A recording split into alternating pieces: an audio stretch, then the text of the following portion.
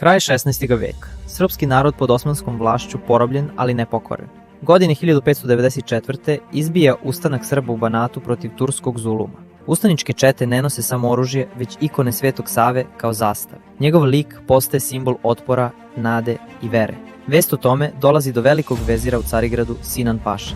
Besan, što svetiteljevo ime podiže narod na noge, donosi surovu odluku. Mošti Svetog Save moraju nestati. Iz manastira Mileševa, gde su vekovima počivale, njegove mošti se prenose u Beograd. I tog kobnog dana, 27. aprila 1594. godine, na brdu Vračar, pred okupljenim narodom, vojnicima i dvorjanima, naređuje da se svete mošti zapale, da ih vatra proguta do pepela. Zamišljao je da će plamen spaliti i uspomen, ali taj oganj nije ugasio srpski duh, već ga je rasplamsao.